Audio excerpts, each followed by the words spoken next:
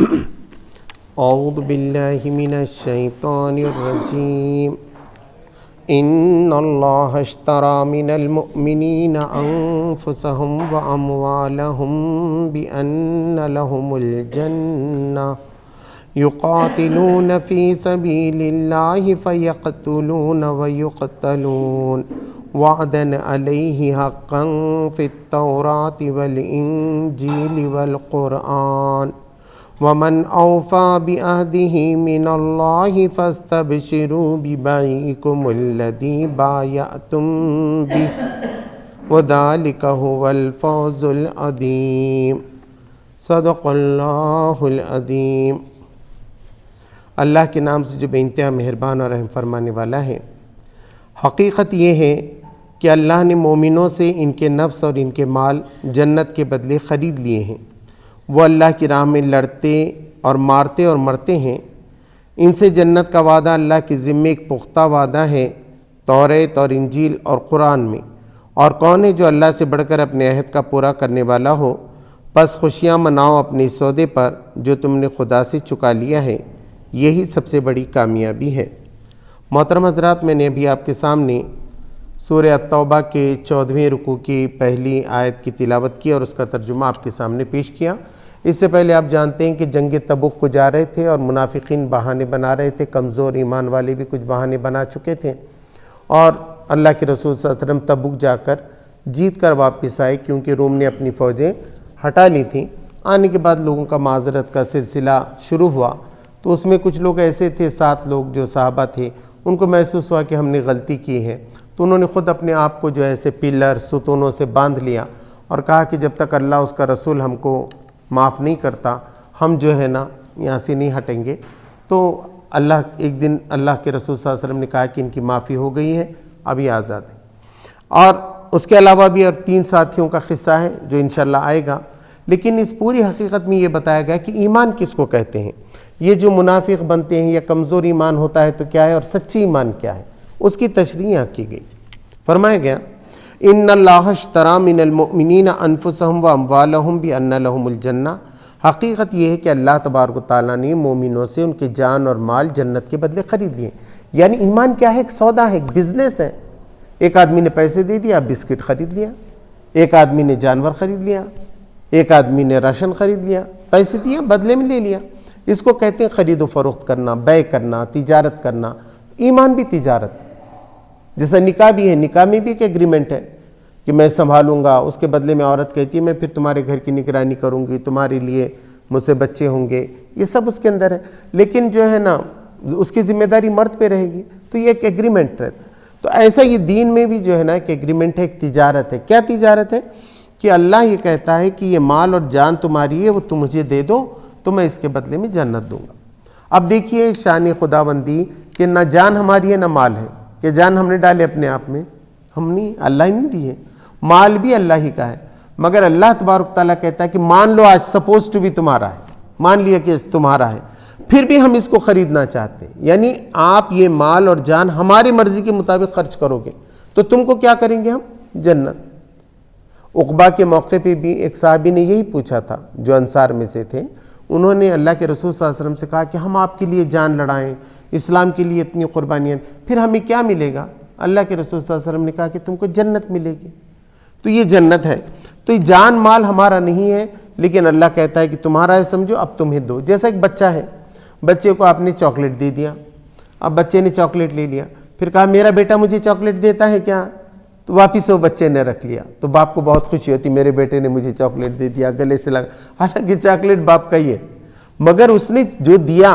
بس اللہ تبارک و تعالیٰ بھی بندوں سے یہ چاہتا ہے کہ جان بھی اللہ جانی ہے، ایک نہ ایک دن ہمارے ہاتھ میں ہے نہیں، مال کا بھی کوئی بھروسہ نہیں، مگر جو کچھ جان و مال ہے ہم نے کہا کہ یہ اللہ کی راہ میں جائے گی، تو ہم نے ایمان کا سودا کر لیا۔ اس لیے اب اس سے جان چرانے کی کوئی تک نہیں بنتا، کوئی بہانہ نہیں ہو سکتا نا۔ مال اللہ کا، جان اللہ کا ہے، تو ہم کیوں نہیں خرچ کریں گے؟ فرمایا گیا یقاتلون فی سبیل اللہ فیقتلون ویقتلون۔ مگر اتنا ہی نہیں، اب یہ راستے میں چلتے ہوئے بہت مصیبتیں آتی ہیں۔ ایمان کا سودا کوئی آسان سودا نہیں ہے۔ آپ کہیں گے اللہ کی بات چلنا، آپ کہیں گے ہم محمد صلی اللہ علیہ وسلم کے راستے پہ جا رہے ہیں، تو ہر اس پہ آپ کو جو ہے مشکلات آتی ہیں. پہلے آپ کے والدین آپ کے مخالف ہو سکتے ہیں، آپ کے بھائی بہن، آپ کے خاندان والے، گاؤں والے، ملک والے، دنیا آپ کو روکتے رہیں گے ہر معاملے. تو وہ کہیں گے کہ نہیں، ہر قربانی کو میں برداشت کرنے کے لیے تیار ہوں، میں سب کچھ چھوڑنے کے لیے تیار ہوں، مگر اللہ کو نہیں چھوڑ سکتا. میرا رشتہ اللہ کے لیے ہے، ماں باپ سے ہو، بچوں سے ہو، خاندان سے ہو، میرا رشتہ کیوں ہے؟ اللہ سے. اللہ کے مطابق سب چلیں گے تو میں چلوں گا، ورنہ یہ جو دنیاوی حقوق ہیں وہ تو ادا کروں گا میں. یہ تو میں نے پہلے ہی بتایا کہ دنیاوی حقوق جو انسانوں کے ہیں وہ تو ادا کیے جائیں گے، لیکن محبت کے تعلقات ان کے ساتھ نہیں ہو سکتے. تو بتایا گیا کہ پھر ایسی باری آتی ہے کہ لوگ ان سے جنگ بھی لڑتے ہیں، تو پھر وہ لڑنے کو بھی تیار ہو جاتے ہیں. حالانکہ آدمی امن پسند ہے لیکن ایمان کے لیے لڑنے کے لیے تیار ہوا، پھر وہ لوگوں کو مارتے بھی ہیں مرتے بھی ہیں.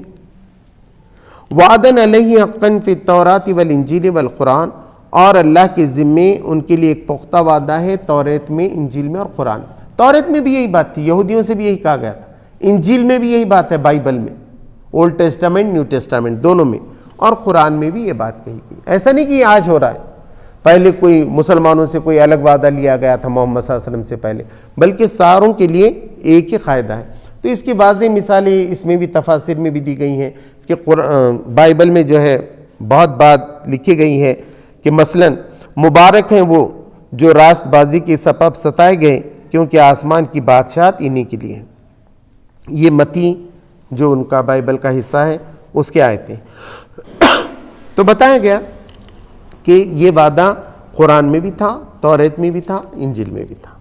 وَمَنْ أَوْفَى بِعَهْدِهِ مِنَ اللَّهِ، اور کون ہے جو اللہ سے بڑھ کر اپنے وعدے کو پورا کرنے والا؟ ہمارا معاملہ کیا ہے؟ میں نے کہا کہ صاحب میں وہاں پہنچا دیتا ہوں آپ کا سامان، بس صبح میں ٹرک پہنچ رہی ہے 7-8 بجے، معلوم ہوگا پنکچر ہو گئی، ٹیکس کے لیے روک دیا گیا، ایکسیڈنٹ ہو، اب نہیں پہنچی وہاں. کوئی پکا وعدہ نہیں. انسان جو بھی وعدہ کرا پکا نہیں ہے نا، کنڈیشن پہ ڈیپینڈ ہے، ماحول اچھا رہے گا کہ نہیں، وہ ساری چیزیں. مگر اللہ کے لیے ایسی کوئی شرط ہے کیا؟ تو اللہ سے سچی بڑھ کر وعدہ کس کا ہوگا؟ کس کے وعدے پہ آپ بھروسہ کریں گے؟ اب یہاں لوگ کہتے ہیں ہم کوٹ دو ہم آپ کو یہ دیں گے، معلوم ہوتا ہے 5 سال بھی گزرے تو وہ کام ہی نہیں کیا ہے نا. بہت سے لوگ وعدہ کرتے ہیں، مگر اللہ کا وعدہ، اللہ تبارک تعالیٰ نے کہا کہ اللہ سے بڑھ کر کس کا وعدہ پورا کون کر سکتا ہے؟ فَاسْتَبْشِرُوا بِبَيْعِكُمُ الَّذِي بَایَعْتُم بِهِ، تو پس خوشیاں مناؤ اپنی سودے پر جو تم نے اپنے رب سے باندھی. ایمان سے بڑھ کر کوئی سودا ہی نہیں ہے، اس سے بڑھ کر کوئی سودا نہیں. اللہ نے خود کہا وَذَلِكَ هُوَ الْفَوْزُ الْعَظِيمُ، اور یہی دنیا کی سب سے بڑی کامیابی ہے. دنیا کی کامیابی کیا ہے؟ اب آج دنیا کا کہیں کا راشٹرپتی بن گیا، بڑے ملک کا راشٹرپتی بن گیا، وہ جنت میں جا سکتا ہے؟ کروڑ پتی کھرب پتی دنیا کا سب سے امیر آدمی کی لسٹ میں آ گیا، جنت میں جا سکتا ہے؟ ایک آدمی کے پاس کچھ بھی نہیں ہے، ہو بھی سکتا ہے مگر نہیں ہے سپوز ٹو بھی، اس کے پاس کوئی عہدہ نہیں، کھانے پینے کے لیے نہیں، ایک جھوپڑی میں رہتا ہے، لیکن ایمان کے اوپر اس کا انتقال ہو گیا. تو کون کامیاب ہے؟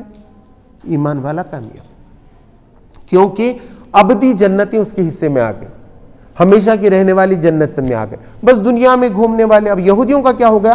انہوں نے ساری خوشخبری بھی تھی نا، اس کو دنیا کے تحت ہی بنا دیا کہ اگر دنیا میں عزت ہے تو اللہ خوش ہے، دنیا میں فلاں ہے تو اللہ ایسا ہے. ایسا نہیں ہے، دنیا میں بھی ہو سکتا ہے لیکن اصل کامیابی تو مرنے کے بعد ہے.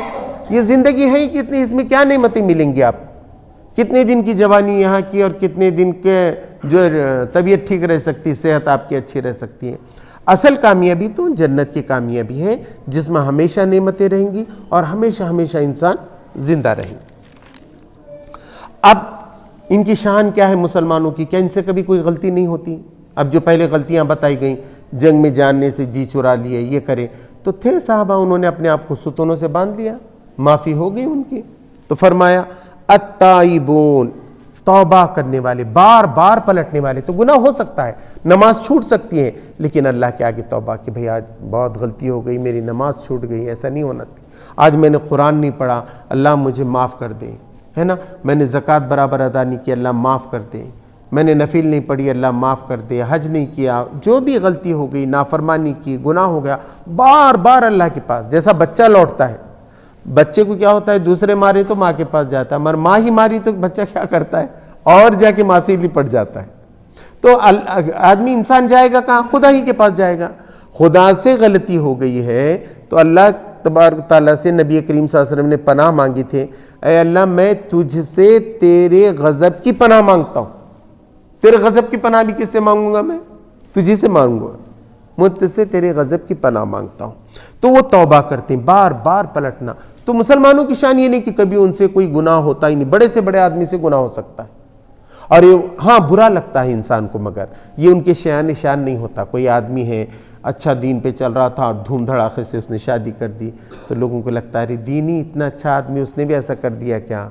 کوئی اور اس نے بیاض کا معاملہ ہو گیا، کسی کے پیسے ڈبا دیا، سب کے سامنے بات کھل گئی، لوگ کہیں گے یار اتنی بات کرتے تھے قرآن حدیث کے، ایسا ہوا کیا؟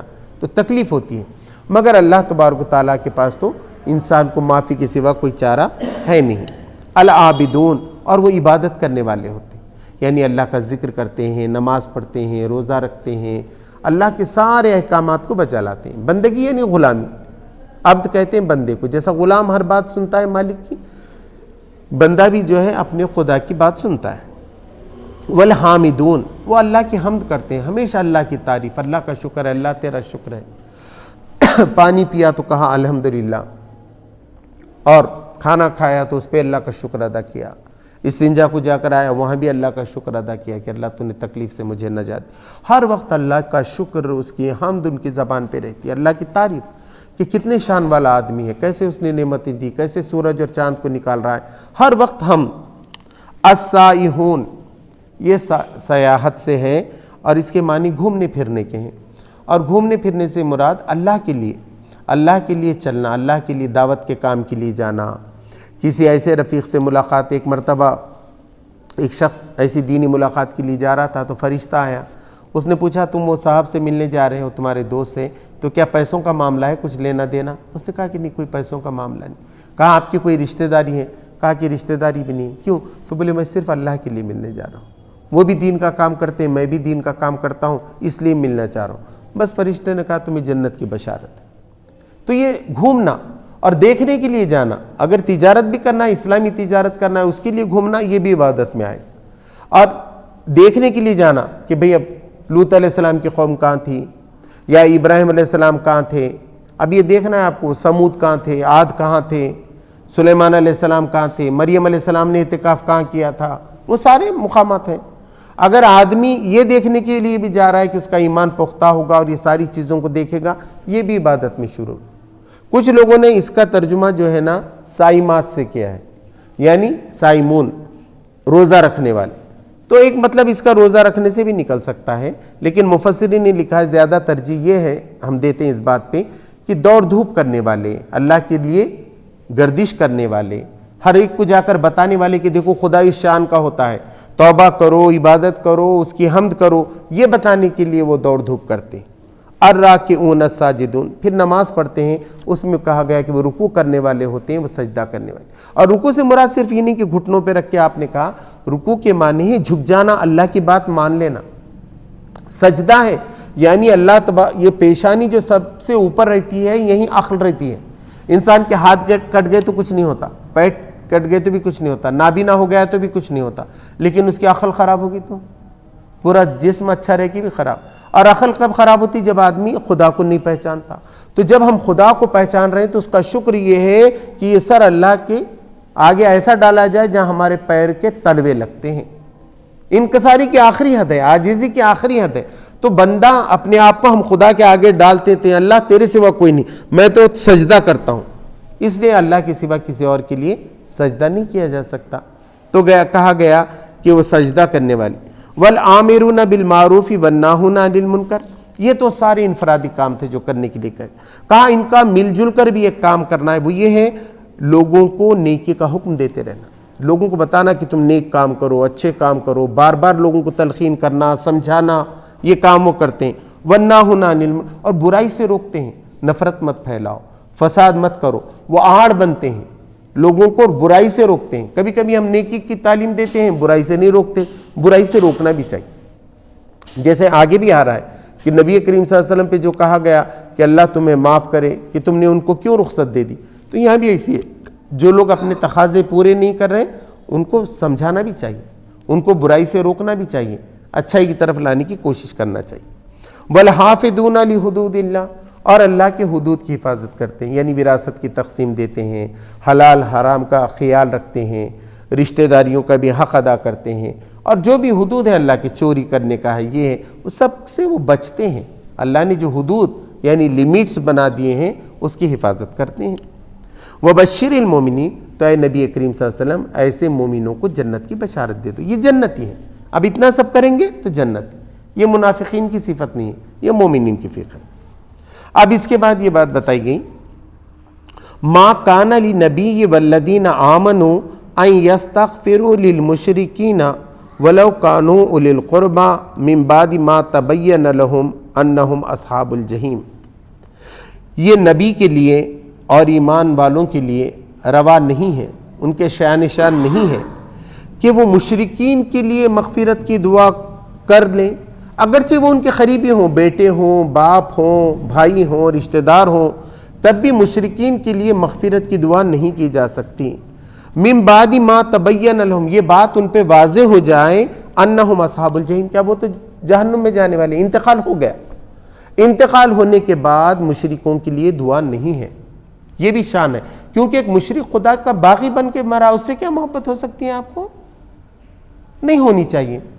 ہاں ہدایت کی کر سکتے آپ دعا، ابھی رشتہ دار ہمارے بہت سے سمجھو اسلام میں نہیں داخل ہوئے، ان کے لیے دعا کر سکتے، اللہ ان کو ہدایت دے، اللہ ان کو ہدایت دے، مل جل کے ان کو سمجھا بھی سکتے کہ شاید وہ دوزخ سے بچ جائیں، جنت میں چلے جائیں۔ تمام صحابہ بھی یہ کام کرتے تھے، اور مسلمانوں کو بھی یہی کام کرنا چاہیے۔ خاص طور پر نو مسلموں کو یہ بہت سے مسائل آتے ہیں، پورے خاندان سے وہ کٹ جاتے ہیں ایمان لانے کے نتیجے میں، ان کا کام ہوتا ہے کہ ان کے لیے دعا کریں، ان کے لیے جو کوشش کریں۔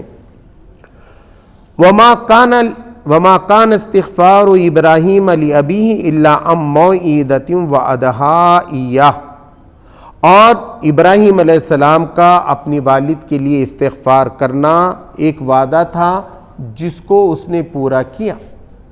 ابراہیم علیہ السلام بھی اپنے والد کے لیے دعا کرتے تھے، حالانکہ وہ مشرک تھے، مگر دعا کرتے رہتے تھے۔ یہ معلوم نہیں ان کا انتقال ہوا نہیں، کیونکہ انہوں نے کیا کیا تھا، ایک وعدہ کیا تھا۔ جب نکل رہے تھے ان کے والد نے ان کو بہت ستایا تھا، لیکن یہ تو ایمان والے تھے، تو باپ کا پدری جذبہ تھا، تو انہوں نے کہا تھا کہ السلام علیکم ابا، میں یہاں سے جا رہا ہوں، مگر میں آپ کے لیے ہمیشہ مغفرت کی دعا کرتے رہوں گا، اور اللہ تبارک و تعالیٰ مجھ پہ بڑا مہربان ہے، ہو سکتا ہے کہ وہ آپ کو معاف کرے، ہے نا، اس لیے میں دعا کرتا رہوں۔ لیکن جب وہ دعا کرتے رہے، اس کے بعد پھر کیا ہوا؟ فلما تبین لہ انہ عدو للہ تبرأ منہ، مگر جب ان پہ یہ بات واضح ہو گئی کہ ان کا والد تو دشمن ہے اللہ کا، تو اب اللہ کی دشمنی کے بعد رشتہ داری کا کوئی پاس و لحاظ نہیں، تو وہ تبرأ، وہ اس سے بری و ذمہ ہو گئے۔ انہوں نے پھر کبھی ان کے لیے مغفرت کی دعا نہیں، پہلے کرتے تھے ابراہیم علیہ السلام، لیکن اللہ تبارک تعالیٰ نے جب بتایا کہ وہ میرا دشمن ہے، بہت خراب انسان ہے، اور تم اس کے لیے دعا مانگ، ابراہیم علیہ السلام نے بند کر دیا۔ ان ابراہیم لأواہ حلیم، اور ابراہیم علیہ السلام بہت اواہ یعنی آہیں بھرنے والے، درد رکھنے والا دل تھا ان کا۔ کسی کا کوئی ارے اس کا ہو گیا انتقال، ایمان لاتا تو کتنا اچھا ہوتا تھا، ارے رے ان کا نقصان ہو گیا، بولتے نا لوگ، تو ایسے آہیں بھرنے والے، کسی کا نقصان دیکھ کے، کسی کے درد کے لیے سوزے جگر رکھنے والے یہ تھے۔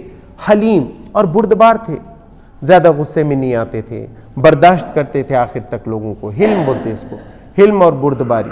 تو حلم ہونا آدمی کے اندر، آدمی برداشت کرے، فوراً ریئیکٹ نہ کرے کسی چیز کو، تو یہ حلیم بھی تھے۔ وما کان اللہ لیضل قوما بعد اذ ہداہم، اور اللہ تبارک و تعالیٰ کسی بھی قوم کو ہدایت کے بعد گمراہی میں مبتلا نہیں کرتا، کسی کو بھی نہیں کرتا۔ ایسا نہیں اسلام کی ہدایت دے دیا چلے گئے، تو پھر کیوں جاتے ہیں یہ ایکس مسلم وغیرہ، کیوں بن رہے ہیں، کیوں وہ مسلمان ہونے کے بعد پھر جاتے ہیں دین سے؟ تو اللہ تبارک تعالیٰ نے کہا کہ اللہ تبارک تعالیٰ کبھی بھی ہدایت کے بعد گمراہی نہیں دیتا، حتیٰ جب تک کہ، یہاں تک کہ یبین لہم ما یتقون، کہ انہیں بتا دے کہ کن کن چیزوں سے ان کو بچنا ہے۔ اگر وہ چیزوں سے نہیں بچیں گے تو ہاتھ سے جاتے۔ اب سود اللہ تبارک تعالیٰ نے حرام کیا، کبھی غلطی سے لینا دینا ہو گیا تھا، معافی توبہ تلہ کر لیے اس کا، لیکن اب اتنا کہ سود کو ہی بڑھانے میں لگ گئے، اسی کا پرچار پسا، اسی کے لیے اپنے روزی روٹی کا ذریعہ بنا لیے۔ اب اللہ نے تو اسے بچنے کے لیے کہا تھا نا، تو اب ایمان کا کیا ہوگا؟ ایسی شراب، نشے کی چیزیں، ڈرگز، گٹکا، یہ سب کیا کیا کیا کیا کرنے لگے۔ گٹکا ہو سکتا ہے نہیں ہو سکتا، اس کو الگ کر سکتے آپ، مگر نشے کی ایسی ساری چیزیں، تو یہ ساری چیزیں جب کھل گئیں بچنے کے لیے اللہ نے کہا تھا، اسے تو ہم بچ نہیں رہے، ہے نا؟ شراب کی ہیں، بے شرمی کی چیزیں ہیں، بے حیائی کی ہیں، ننگی تصویریں بیچ رہے ہیں، ننگی فلمیں بیچ رہے ہیں، تو یہ کیا ہے؟ یہ سب بچنے کے لیے اللہ تبارک تعالیٰ نے اسے کہا تھا. اب نہیں بچیں گے آپ تو اس کا نقصان ہونے والا. ان اللہ بکل شیء علیم، اور اللہ تبارک تعالیٰ تو ہر چیز کا جاننے والا ہے. اللہ کو سب معلوم ہے، کسی کو معلوم ہو نہ ہو، اللہ تبارک تعالیٰ کو معلوم ہو جاتا ہے. ان اللہ لہ ملک السماوات والارض، اور بے شک اللہ ہی کے لیے ہے بادشاہت آسمانوں کی اور زمین کی. وہی بادشاہ ہے، ابھی بھی جس کو ملک ملتا ہے اللہ کی طرف سے ملتا ہے، جائیداد ملتی ہے اللہ کی طرف سے. اللہ نے کہا جائیدادیں بخشتا ہے، زمینیں دیتا ہے، خوشی دیتا ہے، یہ سب دینے والا اللہ تبارک تعالیٰ ہے. تو جو کچھ آسمانوں اور زمین میں ہے سب کا بادشاہ اللہ ہے. یحیی و یمیت، وہی زندگی دیتا ہے، وہ موت دیتا ہے. کسی کو بھی نہیں معلوم کہ کب بچہ پیدا ہوگا، اور کب نہیں معلوم ہے کہ انسان بڑھاپے کو جا کے کب انتقال اس کا ہوگا، کس عمر میں ہوگا، کوئی نہیں جانتا. اللہ ہی زندگی دیتا ہے. اللہ اتنی باریک بات ہے لوگوں کی سمجھ میں نہیں آتی، جو کسی بھی ڈاکٹر کے ہاتھ میں نہیں ہے. دنیا کی پوری دولت دے دے آدمی نہیں بچا سکتا. اب کورونا میں کتنے لوگوں نے کہا، امریکہ کے خرب پتی لوگ، انہوں نے کہا ایک دن میرے کو بچا لو کیسا بھی، یہ پوری دیتا ہوں جائیداد، کیا کروں گا اتنے کھربوں روپئے. انہوں نے کہا کہ نہیں بچا سکتے. تو انسان کے ہاتھ میں نہیں ہے، بلکہ زندگی موت دینے والا اللہ تبارک تعالیٰ. وما لکم من دون اللہ من ولی ولا نصیر، اور تمہارے لیے نہیں ہے اس کے سوا کوئی سرپرست اور مددگار. اگر تمہاری سرپرستی کوئی کر سکتا ہے تو اللہ ہی کر سکتا ہے، تمہاری کوئی مدد کر سکتا ہے تو اللہ ہی کی طرف سے آتی ہے. پھر اس کے ذریعے کوئی لوگ آ جاتے، کوئی مشین آ جاتی، کچھ بھی ہو جاتا ہے، مگر پہلے اللہ کی مدد آنا پڑتا ہے تو یہ سب کچھ ہوتا ہے. لقد تاب اللہ عن النبی والمہاجرین والانصار الذین اتبعوہ فی ساعۃ العسرۃ من بعد ما کاد یزیغ قلوب فریق منہم ثم تاب علیہم انہم بہم رؤوف الرحیم. پھر اللہ تبارک تعالیٰ نے فرمایا کہ اللہ متوجہ ہو گیا. یا توبہ ہی ہوتا ہے اس کا مطلب، مگر اللہ جب توبہ کرتا ہے بندے کی طرف، اس کا مطلب یہ ہوتا ہے وہ توجہ کرتا ہے، رحم فرماتا ہے. اور بندہ جب توبہ کرتا ہے اللہ کی طرف تو ہوتا ہے معافی کرنا، اللہ کے آگے جھک جانا، رجوع کرنا، یہ توبہ. تو اللہ متوجہ ہوا کس پہ؟ نبی صلی اللہ علیہ وسلم پر، اور مہاجرین پر، اور انصار پر، اور ان لوگوں پر جنہوں نے ان سب کی اتباع کی مشکل کے وقت میں، یعنی تبوک کے جنگ کے موقع پہ، تبوک کی جنگوں کے موقع پر. جبکہ کچھ لوگ، ایک گروپ کا دل ٹیڑھا بھی ہو گیا تھا، اس لیے وہ نہیں آئے، شریک نہیں ہوئے جنگ میں، گھر بیٹھے رہے. ایسے بھی تھے، بہت تھوڑے تھے، لیکن تو اللہ تبارک و تعالیٰ ان پہ متوجہ ہو گیا ہے، لیکن ان کو توبہ کرنے کی اس نے توفیق دی. انہ بہم رؤوف الرحیم، بے شک وہ ان پہ بہت ہی زیادہ مہربان اور رحم کرنے والا ہے. اب نبی صلی اللہ علیہ وسلم پہ کیوں متوجہ ہوا، یہ کیوں معاف کیا نبی کریم صلی اللہ علیہ وسلم کو؟ یہ تابہ کا مطلب معاف بھی ہوتا ہے کہ اللہ نے معاف کر دیا نبی صلی اللہ علیہ وسلم کو اور مہاجرین اور انصار کو. تو نبی صلی اللہ علیہ وسلم کو کیوں معاف کیا؟ اس لیے کہ نبی صلی اللہ علیہ وسلم کو معلوم تھا کہ یہ جھوٹا عذر دے رہے ہیں. تب بھی حضور نے بولے ٹھیک ہے اب جان دو، اللہ تمہارا ہے، مجھے کیا کرنا ہے. تو اللہ نے کہا کہ نہیں، اس سے پہلے آ گیا اف اللہ ہو، اے نبی صلی اللہ علیہ وسلم اللہ آپ کو معاف کرے. آپ نے کیوں نہیں تحقیق کی کہ ان کا عذر صحیح تھا کہ نہیں تھا؟ یہ امیر کا کام رہتا ہے. جماعتیں جب بنتی تو امیر کا کام یہ ہے کہ بیت المال دے رہے ہیں تو صحیح دے رہے ہیں کہ نہیں دے رہے ہیں، کیوں دے رہے ہیں، وہ جتنا حصہ دینا چاہیے برابر دین کے اس میں خرچ کر رہے ہیں کہ نہیں کر رہے ہیں، وہ آ رہے ہیں کہ نہیں آ رہے ہیں، اس پہ پکڑ ہونی چاہیے، ورنہ نظم ہی باقی نہیں رہے گا، دین ہی باقی نہیں رہے گا. تو یہ کرنا امیر کا فرض ہے. ایسا معافی درگزر سے نہیں ہو سکتا. حضور صلی اللہ علیہ وسلم بہت نرم دل تھے، تو اللہ تبارک تعالیٰ نے یہ توجہ دلائی اور کہا کہ یہ جو تمہارا تھا کہ تم نے بغیر اس کے جو ہے عذر نہ ہوتے ہوئے بھی منافقین کو جانے دیا، ایسے 80 سے زیادہ منافق تھے جو معذرت چاہ کر رہ گئے. والمہاجرین والانصار، اور مہاجرین کو بھی اللہ نے معاف کر دیا اور انصار کو بھی، اور ان لوگوں کو بھی جنہوں نے ان کی اتباع کی تھی اس جنگ تبوک کے موقع پر. اس کے بعد کہ ان میں سے کچھ لوگوں کے دل جو ہے وہ ٹیڑھے ہو گئے تھے، کچھ لوگ کمزوری دکھائی ایمان کی، لیکن اس کے باوجود باقی کے لوگوں نے، کبھی کبھی کیا ہوتا ہے کچھ لوگوں کی کمزوری کی وجہ سے بھی افیکٹ پڑتا ہے، اور کچھ صحابہ ایسے بھی تھے جانا نہیں جانا ابھی دل میں ہی بول رہا تھا، لیکن الحمدللہ انہوں نے فیصلہ کر لیا اور چل پڑ لی. تو اللہ تبارک و تعالیٰ ان پہ بہت مہربان اور رحم فرمانے والا۔ وَعَلَى الثَّلَاثَةِ الَّذِينَ خُلِّفُوا، اب وہ 3 لوگوں کا، پہلے کہا گیا تھا کہ کچھ لوگوں کا معاملہ باقی رکھا گیا ہے، تو اللہ تبارک و تعالیٰ نے کہا کہ وہ 3 لوگوں کا معاملہ جو ہے وہ ان کا بھی آ رہا ہے۔ وَعَلَى الثَّلَاثَةِ الَّذِينَ خُلِّفُوا حَتَّى إِذَا ضَاقَتْ عَلَيْهِمُ الْأَرْضُ بِمَا رَحُبَتْ وَضَاقَتْ عَلَيْهِمْ أَنفُسُهُمْ، کہ یہاں تک کہ زمین اپنی وسعت کے باوجود ان پر تنگ ہو گئی اور ان کی زندگی بھی، ان کا دل بھی اپنے آپ میں تنگ ہو گیا۔ وَظَنُّوا أَن لَّا مَلْجَأَ مِنَ اللَّهِ إِلَّا إِلَيْهِ، اور ان کو یہ گمان ہوا، وہ جان گئے اس بات سے کہ اللہ کی پناہ کے سوا، ان کے لیے اللہ کی پناہ کے سوا کوئی اور چیز نہیں ہے جو خدا کی طرف لے جا سکتی ہو، بس اللہ ہی لے کے جا سکتا ہے۔ لا ملجا، کوئی پناہ نہیں ہے، من اللہ، اللہ کے سوا، الا الیہ، مگر اسی کی طرف۔ ثم تاب علیہم یتوب، تو اللہ تبارک تعالیٰ نے ان پہ بھی مہربان فرمائی، اس لیے توبہ کی توفیق انہیں بخشی۔ ان اللہ هو التواب الرحیم، اور اللہ تبارک تعالیٰ بہت توبہ قبول کرنے والا ہے۔ اب یہ اس کا قصہ ہے، وقت بھی ہے الحمدللہ ہمارے پاس۔ اب یہ 3 صاحب کا کیا قصہ تھا، خاص یہ آیت ان کے لیے اتری تو کیا قصہ تھا، وہ اس کی تشریح میں بتایا گیا ہے۔ یہ تینوں صاحب کعب بن مالک رضی اللہ تعالیٰ عنہ، ہلال بن امیہ رضی اللہ تعالیٰ عنہ اور مرارہ بن ربی رضی اللہ تعالیٰ عنہ تھے۔ جیسا کہ ہم اوپر بیان کر چکے ہیں، تینوں سچے مسلمان تھے، اس سے پہلے اپنی اخلاص کا بارہا ثبوت دے چکے تھے، قربانیاں دے چکے تھے۔ آخر الذکر 2 صحابہ تو غزوہ بدر کے شرکا میں سے تھے، آخری کے 2 جو تھے وہ دونوں تو بدر میں بھی شریک تھے، جن کی صداقت ایمانی ہر شبہ سے بالاتر تھی، پاک تھے، ان پہ کوئی شک نہیں کیا جا سکتا تھا۔ اور اول الذکر بزرگ اگرچہ بدری نہ تھے، لیکن بدر کے سوا ہر غزوے میں نبی صلی اللہ علیہ وسلم کے ساتھ رہے، مگر ان خدمات کے باوجود جو سستی جنگ تبوک کے نازک موقع پر، جبکہ تمام قابل جنگ اہل ایمان کو جنگ کے لیے نکل جانے کا حکم دیا گیا تھا، ان حضرات نے دکھائی، کمزوری دکھائی، صرف اس پر سخت گرفت کی گئی۔ نبی صلی اللہ علیہ وسلم نے تبوک سے واپس تشریف لا کر مسلمانوں کو حکم دے دیا کہ کوئی ان سے سلام کلام نہ کرے۔ 40 دن کے بعد ان کی بیویوں کو بھی ان سے الگ رہنے کی تاکید کر دی گئی۔ فی الواقع مدینہ کی بستی میں ان کا وہی حال ہو گیا تھا جس کی تصویر اس آیت میں کھینچی گئی ہے۔ آخر کار جب ان کا مقاطعے کو 50 دن ہو گئے تب معافی کا یہ حکم نازل ہوا۔ اب اس میں سے ایک صاحب جو ہیں کعب بن مالک، انہوں نے اپنا قصہ لکھا، انہوں نے اپنے بیٹے کو سنایا، پھر وہ بیٹے نے لکھا، وہ بخاری شریف وغیرہ میں ہے، وہ میں آپ کے سامنے بتا رہا ہوں۔